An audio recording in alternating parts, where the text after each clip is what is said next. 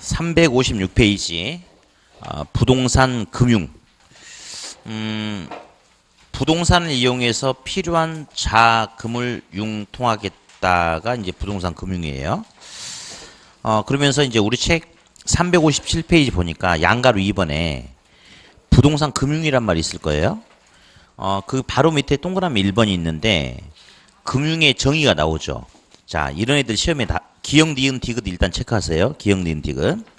근데 기역, 디귿 이런 건 오답 안 나오는 거고 그냥 나오는 거고, 니은에 중요한 용어 하나 있어요. 니은에 저번 주에 혹시 순위감의 세율을 기억나세요 혹시? 그래서 저번 주에 제가 이자 지급분과 감가상각비는 세금 공제 혜택 준다고 그랬죠. 그 내용이 니은에 있는데 이것도 시험에 나와요. 부동산 금융에서도 그 내용이 똑같이 나와줍니다. 니은 정도 하나 더 잘 읽어 놓으세요. 나머지는 뭐 볼 필요 없고, 이제 지분금융, 부채금융이 맨 밑에 동그라미 3번에 있는데 한 장을 넘겨보니까 뭐 지분금융, 부채금융, 그 다음에 이제 부동산 증권 뭐 이렇게 나와 있을 거예요. 이건 이제 좀 이따 봐야 돼요. 조금 이따 이제 유동화라는 파트를 한 다음에 이걸 봐줘야 되거든요. 그러니까 책을 접어놓으세요.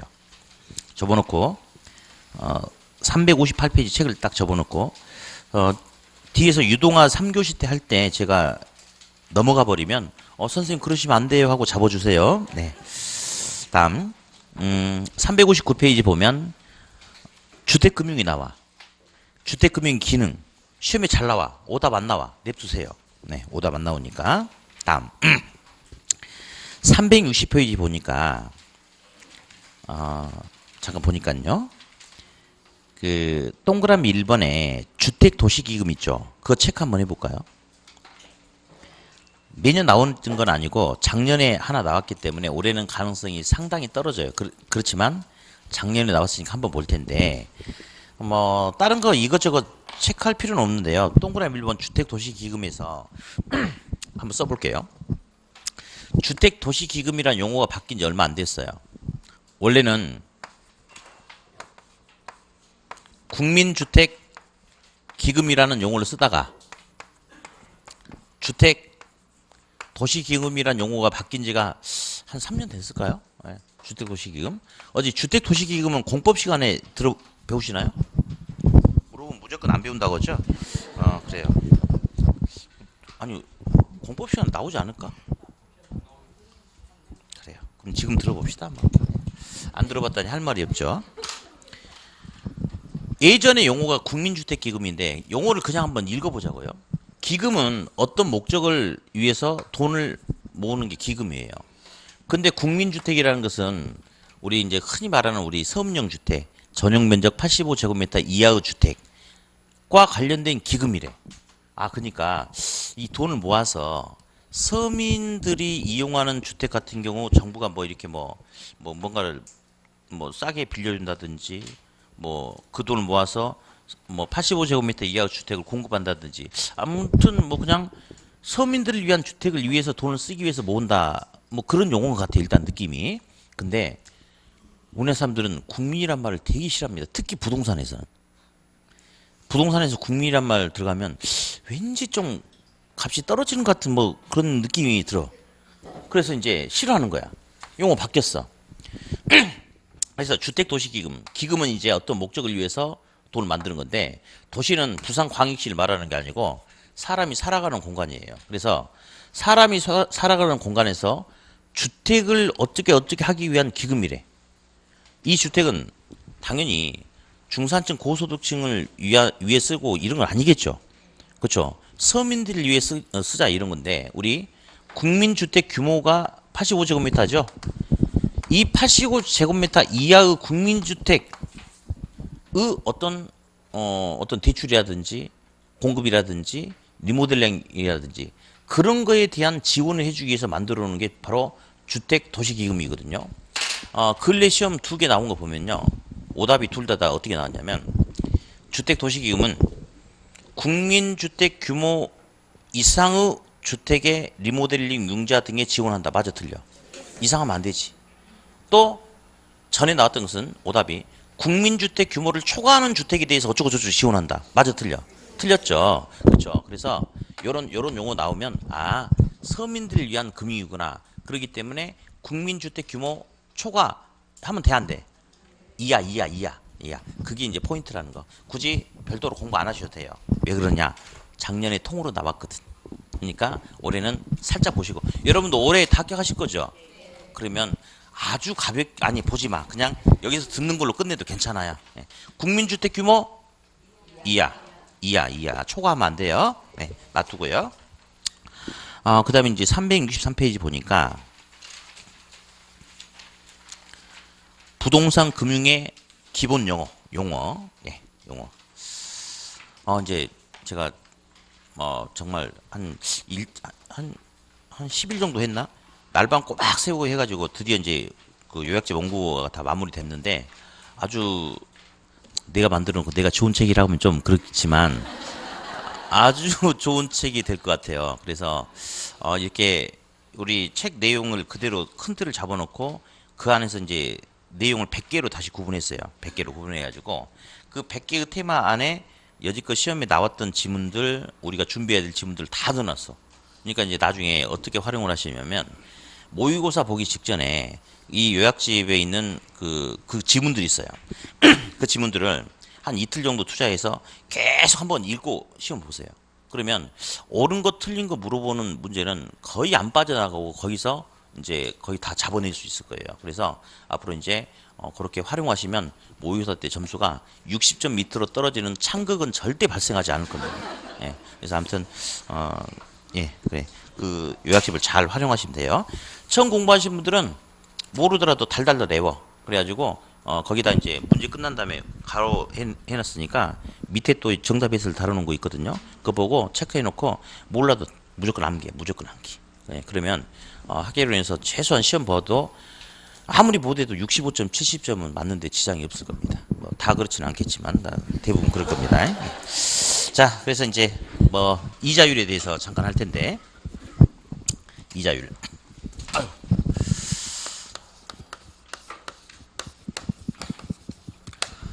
자, 이자율이 높아지면 주택 수요는 감소한다. 이자율이 높아지면 주택 공급도 감소한다. 이제 이런 소리가 제일 잘 나오는 소리고, 그 다음에 자, 이제 이자율의 구조를 잠깐 볼 거예요. 구조. 책은 좀 이따 정리합시다. 일단 첫 번째, 고정금리 이자율이 있고 변동금리 이자율이 있는데 굳이 제가 설명하지 않는다 하더라도 고정금리 대출은 대출 계약을 약정이라고도 시험에 나와요. 대출 계약 시, 약정 시 이렇게. 대출 계약 시, 약정 시 결정된 금리는 대출 만기까지 변함이 없이 그대로 가는 게 고정금리. 변동금리는 약정에 의해서 어떤 변화가 생겼을 때 금리 변동을 시키는 게 변동금리예요. 자, 그러면 그냥 한번 찍어봐요. 다시 조정 이자율 저당은 고정금리, 변동금리. 자, 잠깐만. 제가 그게 뭔지 설명을 해준 적이 없으니까 그게 무슨 말인지 알 일은 없어요. 그냥 찍으라고. 자, 조정 이자율 저당 무슨 금리? 무슨 금리? 변동금리죠. 조정한다면서.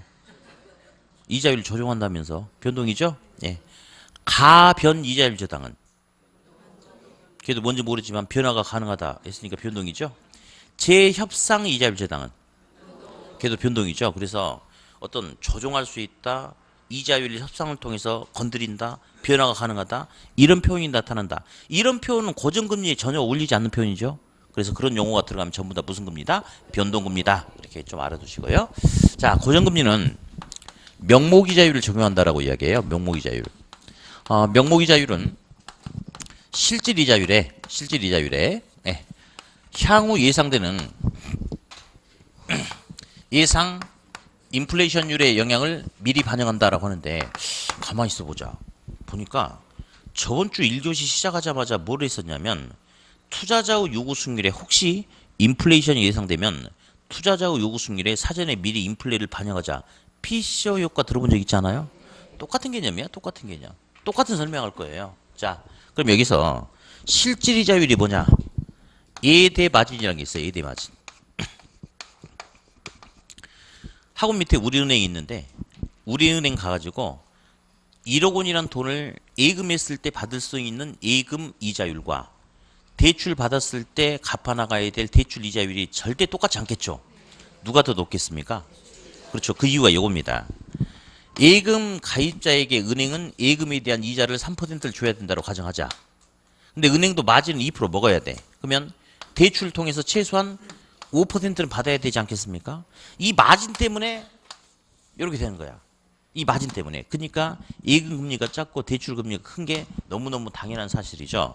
그러면 이런 조건이라면 예금 가입자한테도 요만큼 주고 은행도 마진을 2%를 먹으려면 이런 조건에서는 대출을 통해서 최소한 몇 퍼센트 금리로 빌려줘야 돼. 5% 금리로 빌려주고 받아야 되겠죠. 그 5%가 바로 실질 이자율의 개념이야. 그러면 은행은 실질적으로 5% 이자 수익률을 받으려고 그래. 근데 문제는 뭐냐? 지금 요거 설명하고 있어요. 무슨 금리? 고정금리. 고정금리 뭔지 알죠? 근데 5%로 대출을 10년 동안 깔았는데 인플레이션이 매년 1%만큼 발생하게 돼버린다면 은행이 실제적으로 가져갈 수 있는 수익률은 4밖에 안 되지 않습니까? 그러니까 거기다가 예상 인플레이션만큼을 플러스 알파 시켜서 명목상 차입자한테는 얼마를 받아내야 돼? 6을 받아내야지 결국 인플레이션이 발생해서 돈의 가치가 떨어져도 원래 목표였던 5%를 가져갈 수 있지 않습니까? 그래서 고정금리는 대출 약정 시 금리가 한번 결정되면 중간에 못 바꿀 수가 없기 때문에 사전에 예상 인플레를 미리 반영하는 거 맞죠? 네, 그렇습니다. 그런데 변동금리는 금리 변동이 가능하거든요. 그래서 변동금리는 실질 이자율을 적용한다라고 이야기해요. 변동금리는 실질 이자율만 적용하지 예상 인플레를 사전에 미리 반영하지 않아요. 왜 그런지 알죠? 얘는 금리 변동을 시킬 수가 있으니까. 그래서 가끔 물어보는 게 동일한 조건이라면 변동금리하고 고정금리하고 누가 더 금리가 높냐? 얘가 하나 더 있잖아. 그러니까 고정금리가 금리가 더 높겠죠? 네, 다음 두 번째. 이제 위험이란 게 있는데 이제 한번 볼 거예요. 자, 고정금리 대출을 전제 조건 할게요. 지금 무슨 금리를 전제로 한다? 고정금리. 자, 그러면 그 약정 이자율. 그러니까 제가 아까 이야기했어요. 계약 이자율, 계약을 약정이라고 한다고. 예, 그래서 계약 약정 이자율과 시장 금리, 시장 이자율 금리가 있는데 첫 번째 5% 금리로 대출 약정을 했는데 시장 금리가 2%로 낮아지면 고정금리 5%로 빌려 쓰고 있는 차입자는 왠지 손해보는 느낌이 날 수도 있지요. 자기는 열심히 5%로 올리금 갖고 있는데 시장 금리가 너무 싼 거야. 그럼 차입자는 이제 선택을 합니다. 이대로 계속 갈 것이냐 아니면 기존 대출을 갚아버리고 싼 데서 다시 빌릴 것이냐. 조기 상환을 선택할 수도 있겠습니까? 그렇죠. 그래서 약정 금리보다 시장 금리가 낮아지면 차입자는 조기 상환을 선택할 수도 있다. 예, 물론 시험은 이제 이 정도만 물어봐요. 고정금리 대출에서 약정 금리하고 시장 금리하고 사이에서 어떻게 되면 조기 상환이 나타날 수 있냐 없냐 이 정도만 물어보는데 한마디 더 할게요. 이 조기 상환을 은행은 싫어합니다. 위험이라고 돼요. 왜 그러냐면 은행은 갑돌이한테 1억을 빌려주고 계속 원리금을 이렇게 받아야 돼. 그래야지 예금 가입자한테 대한 이자도 주고 지도 마진을 먹는데 갑돌이가 6개월 만에 조기 상환했네? 그러면 원금 손실의 위험은 없으나 조기 상환된 돈을 가지고 은행 금고에 넣어놓으면 안 되잖아요. 또다시 대출을 필요로 하는 누군가를 찾아서 대출을 실행을 해야 돼. 그러면 결국은 번거로움의 위험이 생길 수 있잖아요. 그렇죠? 따라서 조기 상환을 은행은 좋아한다, 싫어한다. 예, 그 정도. 조기 상환의 조건이 중요하고요. 얘보다 훨씬 중요한 게 이겁니다. 약정 금리가 5%인데 지금 우리 고정금리 하고 있어요. 네. 시장 금리가 12%로 높아져 버린 거야. 높아져 버렸대. 이런 상황을 인플레 상황이라고 그래. 인플레 상황. 인플레 위험. 자, 그러면 지금 이런 인플레 위험이 생기는데 고정금리 대출이기 때문에 차입자는 상대적으로 싼 이자를 활용하고 있는 거죠. 상대적인 이익이야. 근데 은행은 시장 금리가 높아졌다 하더라도 고정금리 차입자에게는 추가적인 부분을 전가시킬 수가 없죠. 그러면 은행이 손해보고 차입자가 이익 보는 거 맞죠? 그렇죠. 따라서 시험에 수도 없이 많이 나오는 거. 은행은 고정금리 대출은요, 은행에게 융통성을 전혀 주지 않습니다. 그렇기 때문에 은행은 인플레 위험, 여러 위험, 특히 인플레 위험에 대처하기 위해서 은행은 무슨 금리 대출을 선호한다? 그렇죠? 은행은 변동금리 대출을 선호한다. 수도 없이 나올 거예요. 그리고 가끔 하나 더 나와요. 변동금리를 좋아하는데 이왕이면 변동금리 조정 주기가 길수록 짧을수록 차입자에게 더 많은 위험을 전가시킬 수 있다. 은행은 변동금리 좋아한다. 이왕이면 변동금리 조정 주기가 짧으면 더 좋겠다. 이렇게. 다음 세 번째, 변동이자율 결정을 볼 건데요. 변동이자율. 책 건드리지 마요. 저 뒤쪽에 떨어져 있으니까 제가 찾아가지고 설명해 줄게요. 변동금리는 기준금리에 가상금리를 더해서 금리가 결정된다라고 합니다. 이 상태에서 변동금리는 금리가 변하는 건데 기준금리와 가상금리로 결정돼 있다. 그러면 둘 중에 뭐가 변해야지 금리가 변동하냐라고 물어보면 말 끝나기 무섭게 가상금리요라고 할지 모르는데 그러면 안 돼요. 예, 기준금리예요. 자, 가상금리는 시험에 나오는데 껍데기로 나와요. 어떤 식이냐면 은행 입장에서는 똑같은 돈을 빌려준다 하더라도 차입자의 연체 위험이 있냐 없냐 따지는 거 중요하지 않나요? 그래서 가상금리는 차입자의 과거 연체 실적, 차입자의 직장, 소득의 불안정성 등등의 위험을 가상금리에 반영하는 겁니다. 그리고 우리 맨날 보면요. 기준금리가 0.25% 오른다, 내린다, 동결된다. 그런 소리 하잖아요. 기준금리가 높아져야지, 기준이 바뀌어야지 이게 바뀌지 않겠어요? 그래서 기준금리가 변해야지 변동금리가 달라진다. 이렇게 알아두시고, 이제 시험은 뭐 서비스 문제도 나와요. 기준금리가 높아지면 반대로 주택담보대출 금리는 낮아진다. 말 같지 않은 소리죠? 그죠? 네. 그러면서 기준금리는 이제 두 가지가 있는데, 하나는 CD금리, 우리가 통상 은행 가보면요. 그 3개월 단위 변동금리 대출이 대부분이에요. 그게 바로 CD금리를 말하는 거고, 그 다음에 이제 자본조달 비용지수라고 해서 코픽스라는 게 있어. 코픽스. 얘는 6 내지 12개월 평균 금리를 반영하는 겁니다. 그러면 어디? 이것도 얼마 전에 이제 한번 이거 구분해가지고 세부적으로 시험 출제자가 문제를 낸다라고 냈는데 주관적인 표현이 들어가 버려가지고 결국 복수정답을 맞아버린 적도 있어요. 그러니까 한번 문제가 생기면 그런 부분을 잘 안 건드리려고 합니다. 그러니까 그냥 대충 봐도 돼요. 이제 앞으로. 어디 그럼 또 물어볼게요. CD 3개월, 코픽스 6 내지 12개월. 은행은 둘 중에 뭘 더 이왕이면 좋아할까요? CD, 그렇죠. CD. 차입자는 안정적인 코픽스 이렇게 이 정도. 자, 그래서 일단은 이자율에 대해서 한번 했고 책을 좀 볼게요. 363. 자, 363 다시 볼게요.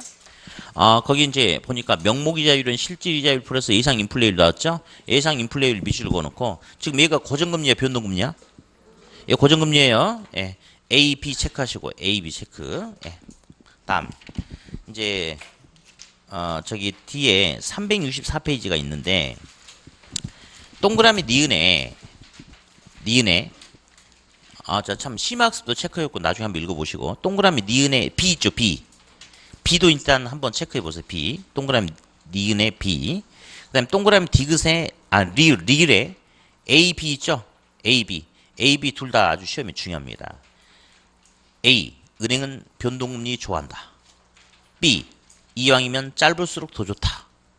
B 옆에다가 페이지 374페이지라고 써놓고 잠깐 수도시키세요. B 맨 밑에 B에다가 374라고 일단 써보세요. 그리고 아까 동그라미 니은에 B 체크했죠? B 한번 읽어볼게요. 연간 명목 금리가 같은 투자안이 있을 때 이자 계산 기간이 짧은 경우 유효한 이자율은 더 높아진다. 연간 이자율이 같은 1년 만기 대출의 경우 은행 대출자는 기말에 이자 한 번 받는 것보다 기간 중에 사회로 나눠 받는 것이 더 유리하다. 맞아요? 틀려요? 잘 모르겠어요? 자 볼게요. 이거 시험에 이제 한번 나와서 한번 볼게요. 1월 1일부터 12월 31일. 그러면 항상 기초하면 그냥 1월 1일이고요. 기말하면 이제 12월 31일 생각하시면 됩니다.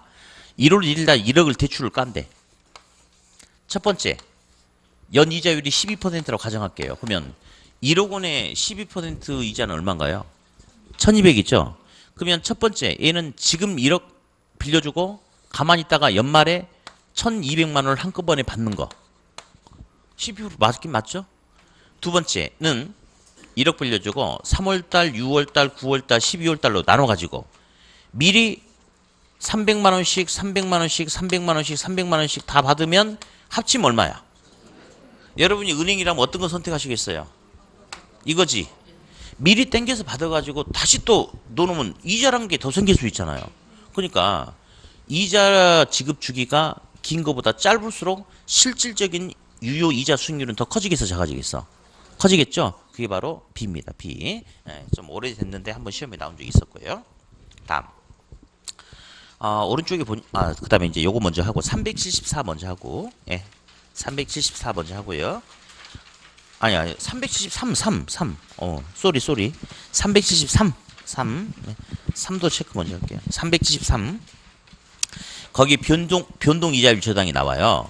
그래서 중간에 박스 보니까 변동 금리의 대출 이자율은 기준금리 플러스 가상금리 나왔죠?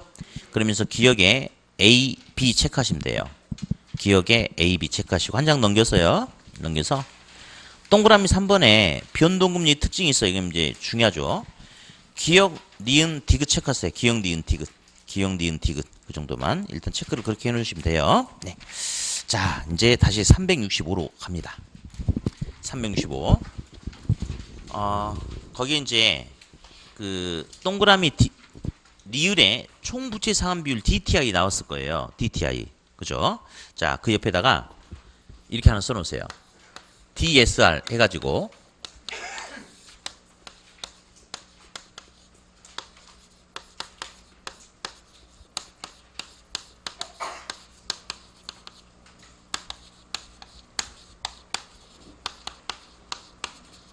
일단 이렇게만 잠깐 써놓으시고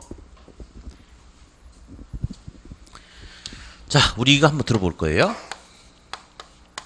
LTV는 부동산 가격 기준 부채 크기예요. 그리고 DTI는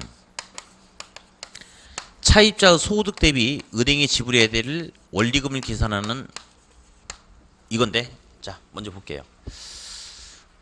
우리가 LTV를 이렇게 이야기합니다. LTV는 담보부동산의 가격을 기준으로 대출 가능한 금액이 결정된다. 맞을까 틀릴까? 맞아. 대부 비율이 50%잖아요. 그러면 대출 얼마 나오느냐? 2억짜리 주택 담보로 잡히면 1억 나오고 3억짜리 주택 담보로 잡히면 1억 5천, 4억짜리 주택 담보로 잡히면 2억 나와요. 그러니까 LTV는 결국 대출 가능한 금액이 뭐로 인해서 결정됩니까? 담보부동산의 가격에 의해서 결정이 되는 거죠. 다음.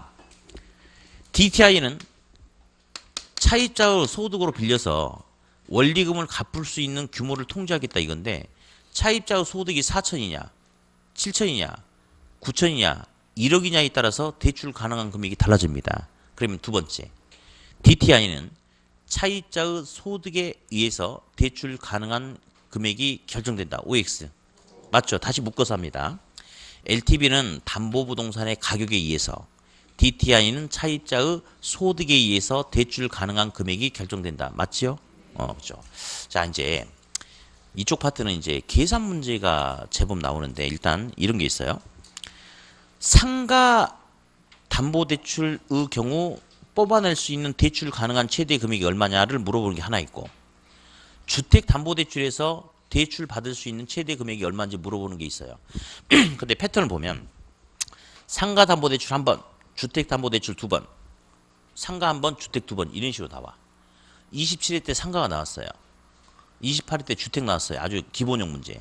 이번에는 주택 나올 차례인데, 게다가 올해 강력한 통제를 하고 있는 요걸 지금 이번 달부터 하고 있기 때문에 이게 부동산 시장, 주택 시장에 미치는 영향이 엄청 크거든요, 지금. 그래서 이번 시험에 나오면 딱 요거 걸려서 나올 것 같은데, 일단 제가 문제를 내 가지고 한번 기본형부터 풀어볼 거예요. 기본형부터. 예, 한번 풀어볼게요. 어떻게 문제 이렇게 내볼게요. 주택 가격이 5억이다. 예, 주택 가격이 5억이다. 예. 근데 차입자의 연소득은 어디 잠깐 볼게요. 6천만 원이다. 6천만 원이다.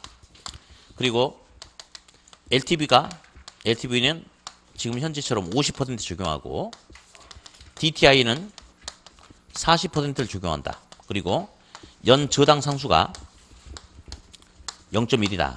이랬을 때 이런 조건 하에서 LTV와 DTI를 모두 고려했을 때 대출 가능한 최대 금액이 얼마냐를 물어봤을 때 계산은 첫 번째는 LTV 먼저 적용하는 거예요. LTV는 누구나 적용할 수 있죠. 자, 5억에 50%니까 LTV 적용하면 대출 가능한 금액이 얼마죠? 2억 5천. 두 번째 이제 DTI는 차입자 소득이 얼마예요? 6천만 원. 그다음에 이번에 A란 주택을 사면서 빌리고자 하는 돈에 대해서 갚아 나가야 될 원리금. 자, 원리금은 빌리는 돈 곱하기 저당 상수하면 원리금이에요. 그죠? 그러면 빌리고자 하는 돈을 X라고 한번 할게요. X 곱하기 저당 상수 얼마예요? 0.1. 이 DTI 비율을 40% 0.4로 통제하겠대. 자, 다시 또 들어봅니다. 우리 학계론 보면요. 분수가 절대적이죠. 분수 개념이. 예, 분수 개념. 나는 빨리 여러분들이 이론 강의를 열심히 들어가지고 마지막에 총정리하면요. 시험에 나오는 분수만 열 몇 개를 쭉 나열해가지고 정리하는 게 있어요. 빨리 그것을 한 번에 강의를 할 수 있는 시간이 빨리 왔으면 좋겠어요. 이제 지금 무리지만. 예. 자, 그러면 2분의 A는 3이다. A가 얼마일까요? 6이죠. 분자 구하는 게 시험에 절대적이에요. 그러면 분자 구하려면요. 이거 6이죠? 밑에 거 넘겨서 곱해주면 6이 돼요. 이렇게. 그러니까 2 곱하기 3은 A 6이다. 이렇게. 다음 이게 절대적이고 가끔 분모에 있는 값 구하라는 게 있어요. 그런 상가담보대출 할 때 딱 한 번 나오는 건데 그것도 살짝 들어볼 거예요. 자, A 곱하기 2분의 12는 2다. A가 얼마일까요? 3이야. 3 곱하기 2는 6. 6분의 12는 2거든. 그러면 이제 이 A를 잡아낼 때 여러 개의 과정이 있으나 이렇게 하면 돼요. 결과치하고 A하고 자리 바꾸면 하면 돼요. 이렇게. 그러면 2 곱하기 2는 4. 4분의 12는 3. 아까 A 3이었죠? 이렇게 하면 돼요. 이렇게. 그래서 요거는 시험 문제에 딱 한 군데만 나오니까 그렇게 신경 안 써도 되고 이게 뺀다 나와. 분자 구하라면 어떻게 한다고? 밑에 거 넘겨서 곱해. 예? 그럼 돼요? 네. 자, 그러면 여기도 지금 우리는 X를 구해야 되겠죠? 분자 X. 그러면 일단 이거 어떻게? 넘겨서 곱해. 그러면 X 곱하기 0.1은 64 2400만이 됩니까? 그쵸? 다음 이제 X만 구해야 되는데 X 옆에 떨거지가 하나 붙었네. 곱하기 0.1 있죠? 이것을 없애버리려면 똑같이 나눠주면 돼. 나누기 0.1로 똑같이 나눠주면 돼. 그럼 얘는 사라져. 그러면 여기도 똑같이 0.1로 나누죠. 그러면 대출 가능한 금액이 얼마가 나와요? 2억 4천만 원 나오죠? 그렇죠? 자, 그러면 어디? LTV 적용하니까 2억 5천이야. 근데 DTI 적용하니까 2억 4천이죠? 자, 대출 가능한 금액은 둘 중에 적은 거 빌려주는 거니까 얼마? 2억 4천이죠. 자, 전에는 이랬어. 전에는 2억 4천 나왔어요. 그런데 지금은 이제 DSR을 적용해. 근데 사실 이게 새로운 문제는 아니고 우리 19회 시험 때 10년 전에 나왔던 계산 문제 실제 이 문제 나온 적이 있어요. 전에 나온 적이 있거든요, 이게. 자, 그러면 똑같은 이 상태에서 이제 여기다 뭘 붙여주냐면 기타 다른 부채에 대한 원리금을 줍니다. 예를 들어서 이 원리금이 1,000만 원이라 가정할게. 자, 이게 뭐냐면요. 이제 좀 합리적으로 가자. 현실적으로 가자 이거예요. 자, 갑돌이가 자기 소득 가지고 이번에 A 주택 사기 위해서 빌린 돈에 대한 원리금만 갚냐? 아니지. 자동차 3년 할부로 샀으면 자동차 할부금 내는 것도 부채 아니에요? 그것도 소득으로 갚아야 되고 저번에 빌라 조그마한 거 사면서 조금 빌린 돈도 있어. 그 돈에 대한 원리금도 갚아야 되고 카드 11개월 할부로 끈 거 있죠? 이것도 결국 갚아야 되는 부채 아닙니까? 이런 것들. 마이너스 통장 3천만 원짜리 만들어 놓은 거 있어. 그것도 결국은 부채로 잡아. 그래서 현실적으로 이번에 A란 주택 사기 위해서 빌린 돈에 대한 원리금만 내는 게 아니고 다른 모든 기타 부채 잡힐 수 있는 부채들은 다 반영을 해버린대. 그게 1,000만 원이라고 할게요. 근데 솔직히 이게 1,000만 원밖에 안 되겠어? 훨씬 더 많겠지 사실은. 근데 이렇게 해놓고 계산을 다시 해보면 이거 없을 때는 아까 대출 얼마 빠진다고 그랬어요? 2억 4천이죠? 다시 해볼 거예요. 그럼 아까 이 문제에서 뭐가 바뀌는 거냐면 이 상태에서 요거 말고 추가적으로 연간 갚아야 될 원리금 얼마가 있어요? 아까 그 계산 문제에서 딱 요거 하나만 넣어주면 돼요. 과거 실제 시험에 나왔던 그 문제가 그대로 나올 거예요. 그대로. 그럼 이거 다시 정리하는데 일단 요걸 구하는 게 목적이니까 요거 넘겨서 곱해야 되겠죠? 그렇죠? 그러면 6천만 원 곱하기 0.4는 얼마예요? 2,400만 원이죠? 그렇죠? 그럼 여기서 이제 x를 처리하기 전에 요 1,000만 원을 먼저 처리해야 되지 않겠어요? 자, 플러스 1,000만 원은 우변으로 넘어가면 뭐로 바뀌어요? 마이너스로 바뀌니까 x 곱하기 0.1은 이제 얼마예요? 1,400이죠? 그렇죠? x를 구하려면 양변을 다시 0.1로 나누면 얼마? 1억 4천. 이게 이제 지금 심각한 거예요, 이게. 그래서 보세요. 아까 같은 조건이라면 대출 가능한 금액이 2억 4천이었는데 이거 적용하니까 대출 가능한 금액이 확 줄어들었죠? 그렇죠? 그래서 요런 계산 문제가 이번에 나올 거예요. 이번에. 그래서 준비를 좀 잘 하셔야 될 것 같아요.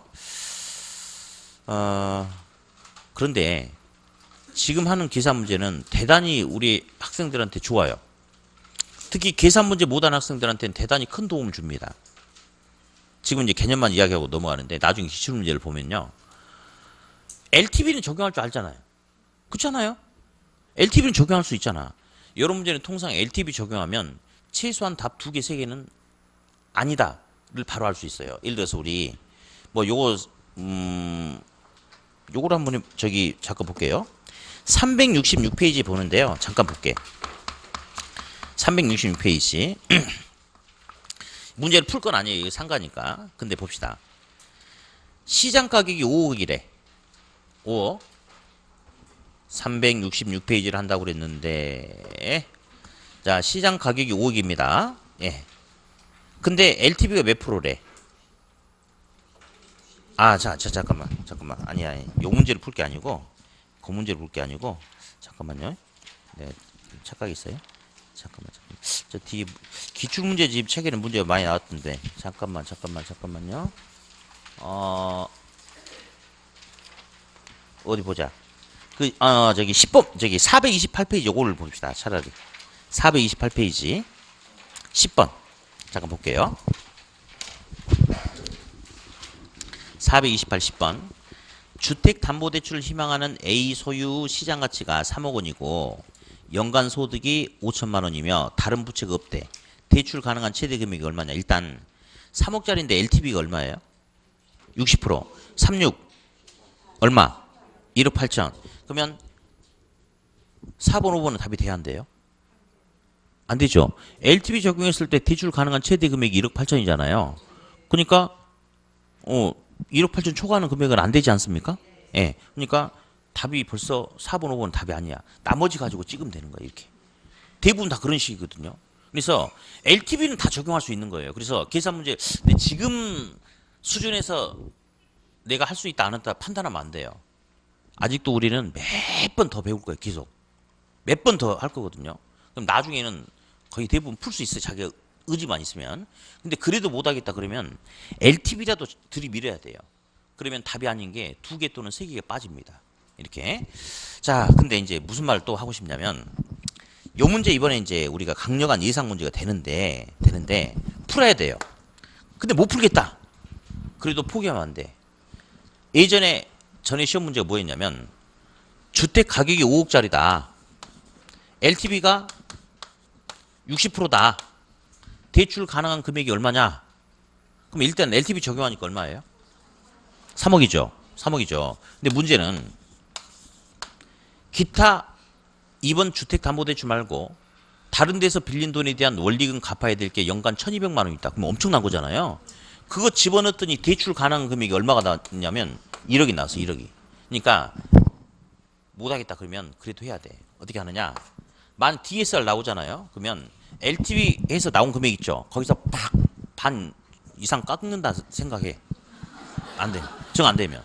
그래서 그렇게라도 찍으면 거의 답이 걸리게 돼 있어요. 거의 걸리게 돼 있습니다. 그래서 아무튼 이번에 강력한 예상 계산 문제고 포기하지 말고 끝까지 하세요. 근데 보면 이제 누가 뭐 포기하고 싶어서 포기하겠습니까만은 저는 이제 주어진 짧은 시간 가지고 쭉쭉 설명하고 가는데 또 이렇게 조금 연세가 좀 되시거나 이러신 분들은 답답하지. 나는 모르는데 자꾸 저 양반은 뭐 그냥 알아 해야 된다고 하고 안 하면 안 된다고 그러고 자꾸 그러니까. 그런데 이렇게 하셔야 돼. 못 풀어도 악착같이 하려고 해야 돼요. 그럼 계산 문제도 보면 100%다 풀어가지고 답을 찍으면 좋겠으나 못 찍더라도 악착같이 하다 보면 답이 아닌 걸 걸러낼 수 있는 것들이 제법 많아요. 제법 많아.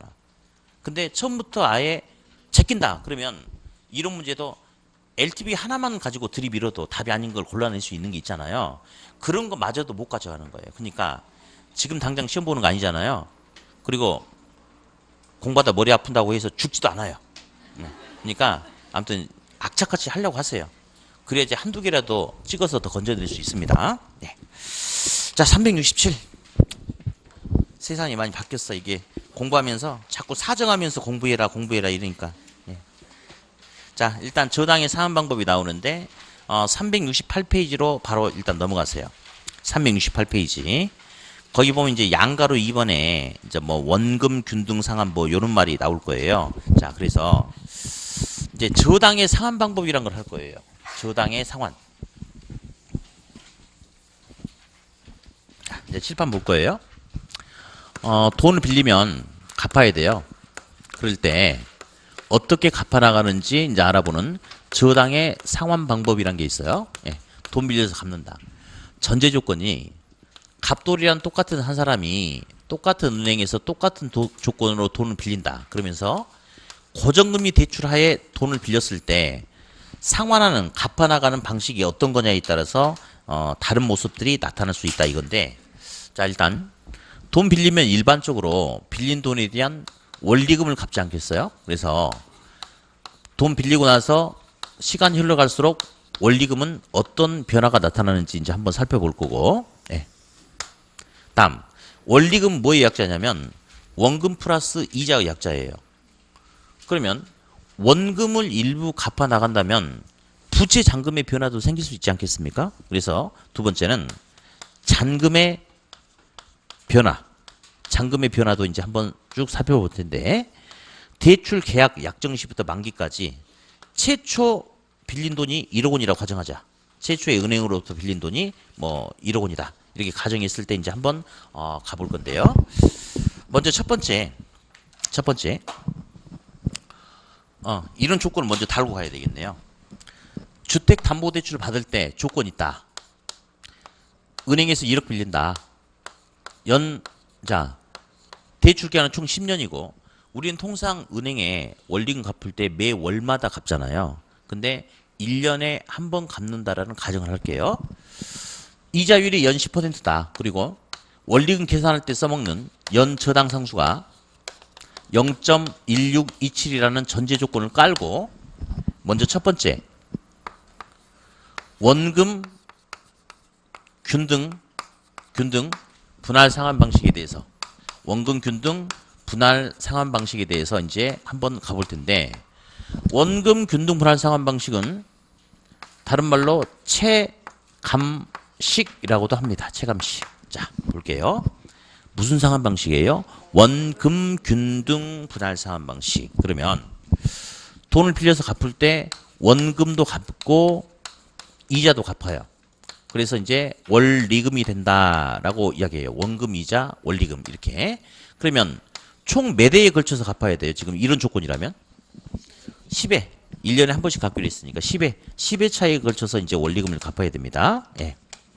자, 그러면 얘는요, 빌린 원금을 기간에 걸쳐서 균등하게 나눠서 갚으래. 그러면 1억 나누기 10 하니까 원금 얼마씩? 1,000만 원씩. 첫 해도 원금 1,000만 원, 그 다음에도 1,000만 원, 1,000만 원. 처음부터 끝까지 계속해서 원금은 1,000만 원이에요. 그래서 원금 균등 불안상환이라고 한대요. 근데 얘는요, 읽을 때는 원금 균등인데 해석할 때는 원금 망균등이에요. 이자 볼래요, 이자? 자, 첫해 이자는 원금 부채가 그대로 살아있으니까 1억 원이 10% 하니까 이자 얼마? 1,000만 원. 그렇죠? 그럼 원리금 얼마냐면 2천이에요. 처음에는. 근데 두 번째 이자는 작년보다 줄어들겠죠. 작년에 원금 1,000만 원 갚았으니까 부채가 9천 원 줄었죠. 그러니까 이자가 이제 900. 원리금은 1,900. 3년차 때는 또다시 작년에 부채 1,000 깎았으니까 부채 잔금 8천에 10%니까 이자 800. 그러면 1,800 이런 식으로. 그래서 얘는 원금만 균등해요. 근데 이자는 점점 커져야 작아져요. 작아지니까 원리금도 점점 체감하죠. 그렇죠? 그래서 원금 균등은 초기 원리금은 큰데 이후 원리금은 점점 체감하는 그런 구조다. 그래서 원금 균등 불안상환 방식. 원금만 균등하고 이자는 줄어들니까 원리금은 점점 체증 체감식이라고 이렇게 이야기한다는 거. 그래서 1회차 때에는 원리금을 2천만 원을 갚는다. 지금 이렇게. 네. 어디 잠깐. 그러면 원금 균등 불안상환 방식은 원금을 균등하게 나눠서 갚다 보니 부채가 처음에 1억, 1년 지나면 9천, 8천, 7천, 6천. 원금을 균등하게 갚으니까 부채 잔금도 일정하게 이렇게 감소하고 있겠죠. 그렇죠? 이렇게 감소한대요. 그러면 어디? 얘는 전체 대출 기간의 절반, 2분의 1이 되는 시점에서는 부채 잔금이 딱 얼마가 남겠어요? 몇 프로? 50% 남겠죠? 네, 그렇게. 얘가 원금 균등이고요. 네, 두 번째. 원리금 균등 불안상환 방식이죠. 원리금 균등. 원금 균등하고 원리금 균등 말이 달라요. 원금 균등 분할 상환 방식이라는 게 있어요. 네. 자, 얘는 처음부터 끝까지 은행이 지불하는 원리금이 똑같대요. 우리 원리금 계산해 볼까요? 제가 저번 주에도 그렇고 아까 저기 문제 할 때도 그랬고 우리 시험에서 단 한 번도 저당상수란 말이 빠진 적이 없어요. 원리금 계산해야 되기 때문에. 그래서 원리금은 어떻게 계산하냐면 빌리는 돈 곱하기 뭐 하면 돼요? 저당상수 하면 돼. 그러면 빌리고자 하는 돈이 1억이죠?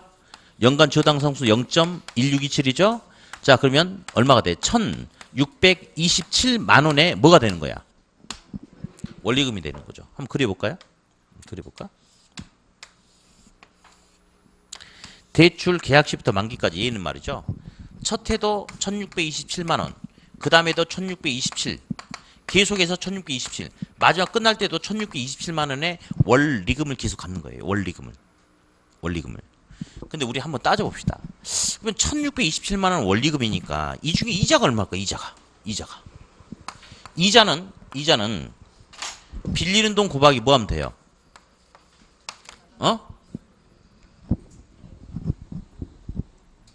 정신 차리셔야 되며 대출 받는 돈 곱하기 이자율하면 이자가 되고 대출 받는 돈 곱하기 저당 상수하면 원리금 되고 그래요. 예. 여기는 원리금이고 이자 물어봤어요. 이자율 10% 0.1 곱하면 되죠? 얼마? 이자는 1,000만 원이야. 근데 계산 문제가 이런 게 나와. 원리금 중에서 원금이 얼마냐 물어봐. 그러면 1,627에서 1,000만 원 이자 빼면 얼마 나와요? 627만 원이 뭐가 돼? 이게 바로 원금이 되지 않을까? 원금이? 그쵸? 자, 그러면 1회차 때 원리금 1,627 중에 7 중에 보니까 1,000만 원이 뭐고? 1,000만 원이 뭐가 돼요? 이자가 되는 거죠? 이자. 1,000만 원 이자예요. 나머지 627이 뭐예요? 이게 원금이죠. 그래서 원리금 중에서 이자가 차지하는 비중이 커. 근데 시간이 가면 갈수록 이자가 차지하는 비중은 점점 커질까 작아질까? 작아지죠. 우리 눈으로 잠깐 해볼게요. 1회차 때 원금 627 갚았죠. 그러면 부채가 이제 1년 지나면 1억에서 이거 빼니까 9,373만 원 남았거든 이제. 그러면 이자율이 10%면 2년차 때 이자는 얼마냐면 937만 원 정도 된단 말이에요. 이렇게. 당연히 이자가 차지하는 비중은 줄어들겠죠. 다음. 그만큼 이자가 줄어드니까 원금으로 상환하는 비중은 점점 커질 수 있겠네. 이런 구조. 이런 구조가 원리금 균등 분할 상환 방식이다. 라고 그렇게 이야기합니다. 예. 일단은 이렇게 잠깐 해놓고 다음. 그러면 원리금 균등 분할 상환 방식은 맨 처음에도 1627만 원을 갚으면 만기가 될 때까지 계속해서 원리금의 크기가 변화가 있다 없다? 원리금 균등 똑같다. 다음 원금 균등은 원금을 균등하게 갚다 보니까 부채 잔금이 일정하게 줄어드는데 원리금 균등은 초반에 원금 중심, 이자 중심. 이자를 더 많이 갚다 보니 원금 상환이 상대적으로 적어. 그렇다 보니까 부채가 노란색처럼 팍 줄지는 않겠죠. 좀 덜 줄어. 이렇게. 좀 더 짊어지고 하는 그런 구조. 이렇게. 예. 다음. 여기 이제 막둥이가 있어요. 막둥이가. 예. 우리 막둥이. 대출 초기에는 은행이 지불하는 원리금이 작다가 점점 커지는 이런 방식을 점점 체증한다 해서 체증식 또는 점증식 상환 방식이다 라고 이렇게 이야기해요. 그러면 저 빨간색 한번 해볼게요. 빨간색.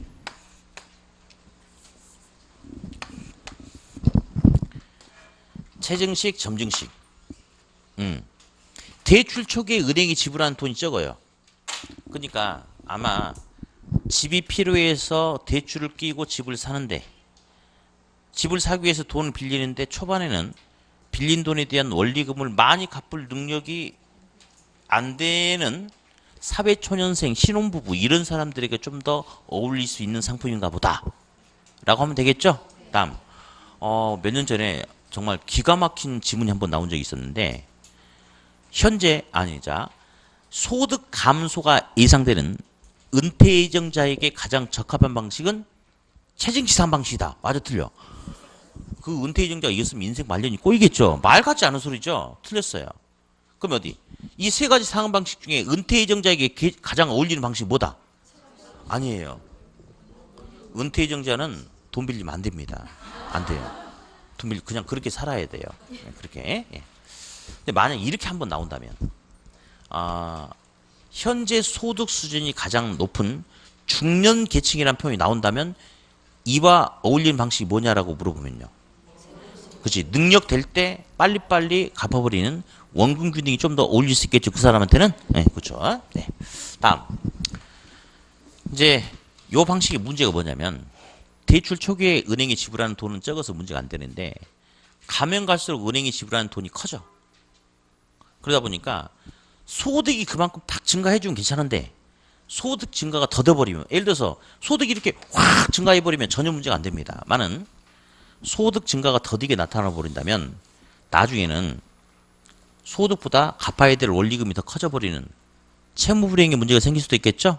등등등 하면서 이런 말이 이제 직접 용어가 나오지 않았지만 간접적인 용어가 나온 적이 있어요.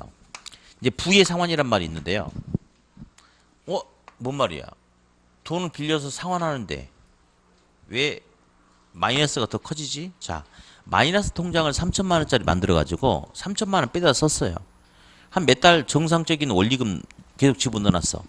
근데 제가 이제 출장을 6개월 동안 지방 출장 가가지고 깜빡해버린 거야. 갔다 와서 찍어봤더니 마이너스 3,330만 원 될 수 있어요, 없어요? 있죠? 그러면 왜 그렇게 마이너스 적자가 더 커졌냐면 빌린 돈에 대한 정상적인 이자를 지불해야 되는데 정상적인 이자를 지불하지 못했기 때문에 최초에 빌린 돈보다 부채 잔금이 더 커질 수도 있죠. 이게 부의 상환이에요. 해볼까요? 은행에서 1억 빌리는데 한 달 월 이자만 해도 한 40을 내야 돼. 근데 얘는 원리금 갚긴 갚아. 근데 초기에는 원금 10만 원에 이자 15만 원, 25만 원씩 갚아. 그럼 원금 갚는 만큼 부채는 줄겠죠. 줄지. 대신에 문제가 뭐냐면 정상적인 이자만 해도 한 달에 40만 원 내야 되는데 이자로 지금 얼마밖에 안 내고 있냐면 15만 원이에요. 얼마 부족하죠? 계속 부채가 이렇게 커지는 거야. 10만 원 까고 25만 원 늘어나고 이런 식으로. 그러면 일정 기간 동안에는 최초에 빌렸던 돈보다 부채 잔금이 더 커져버릴 수도 있겠죠. 요렇게. 그렇게 될 수 있겠죠. 이걸 갖다가 부의 상환이다 라고 그렇게 한다는 거. 자, 그러면 이제는 하나씩 설명한 건 다 설명이 됐어요. 이제 묶어서 설명해야 돼. 그래서 칠판 그대로 놔두고 잠깐 휴식했다가 하죠. 네.